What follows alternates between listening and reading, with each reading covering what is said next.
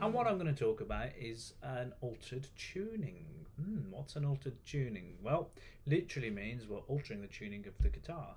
The tuning that most of us start with and we use most of the time has been given the name standard tuning, and that's the tuning that goes E, A, D, G, B, E, starting on the thickest string, E, A, D, G, B, E.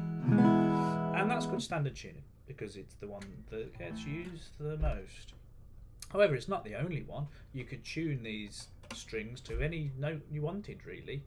And there's no reason that one has to be the one you use. Some people would never use it.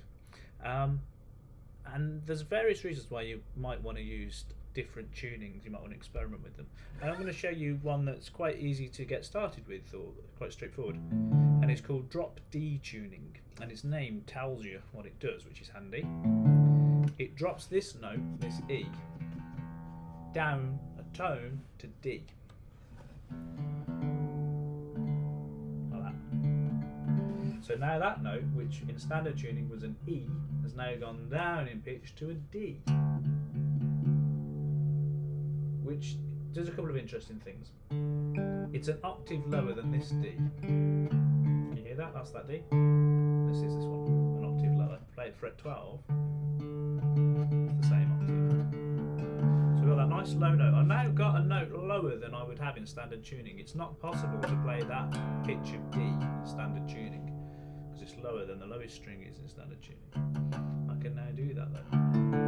And there's a couple of interesting things we can do. It means that these three strings played together are a power chord. You may be used to power chords, you may have played them like this. Shape. With this drop D tuning, you can do a power chord with just those three strings, which also means that you can move one finger around like that. So I'm just holding down those three strings with that one finger, and wherever I put that now is a chord, power chord, which is pretty cool. So I play a chord just by moving around one finger on those three strings.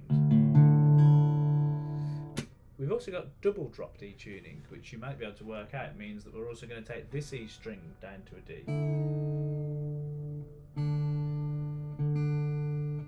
like so. By the way, when I'm tuning that, I'm using my ears, which is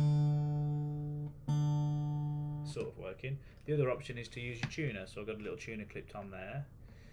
Am I going to show you this? I wonder. I should now be able to say, oops, should now be able to say that note's a D, which it is a little bit sharp.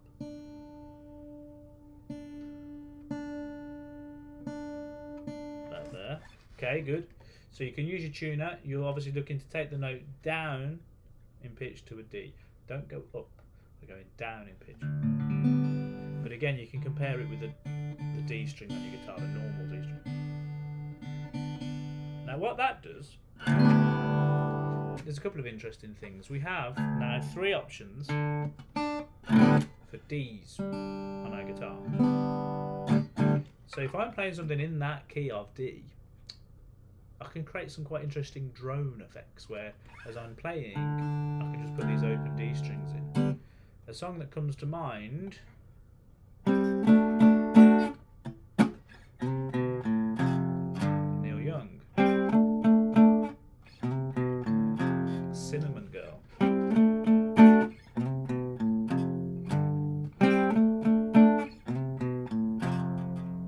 quickly, the idea for that one, I'm in double drop D tuning. I've got the D string fret 5 and the G string fret 5 held down with one finger, and then I'm going to go to fret 7 on the D string and the G string. Like that. And then A string fret 3, fret 2 and open. So da da da. Then the power chord shape we were talking about before at fret 3 to fret 5.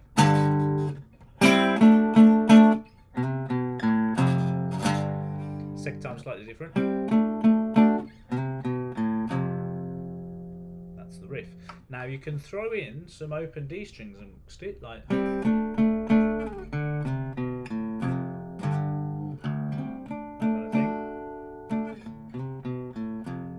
It's just very cool. Later on on in the song we have some chord shapes, but obviously our chords are going to sound different because our strings are tuned differently. So this D as my normal D shape, because that top string has now gone on to a D rather than an E, if we strum that, we're actually hearing a D sus2 or D suspended second, which is a pretty chord. But if I take my finger off, I get that chord. In Cinnamon Girl, he uses that, which is confusing because that's the shape for a D sus2, but we're using it so that we don't hear a D sus2. Alright, then he uses an A minor chord shape. Oh, but again we've got that D note on the top, and then a C, with that D on the top, and then a G, played like that, fret 2 on the A string, fret 3 on the B string. So we get this.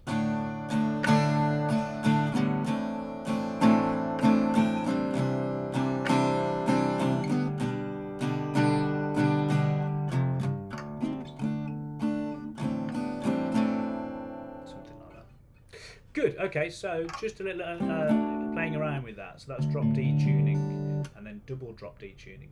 Have a go yourself. Different things come out. And depending on what you do with it, it might sound kind of bluesy. Or it might sound kind of almost Celtic. Those lovely drones.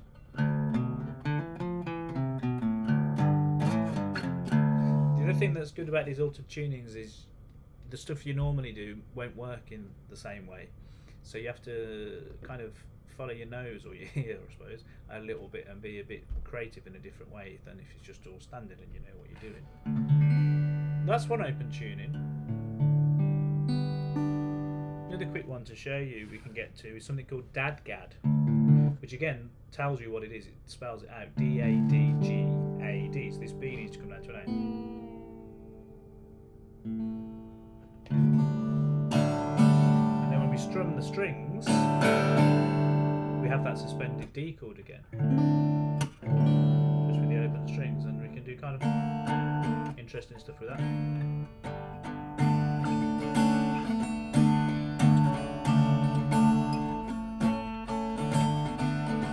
So again we've got all these open Ds in there,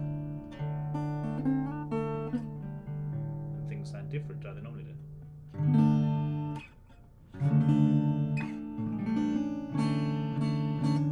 So experiment with these ideas. 2 different tunings there. Drop D, or 3 actually. Drop D, double drop D, and then Dadgad. Have a play around with them and see what ideas you can come up with. Okay, that's it for now. Goodbye.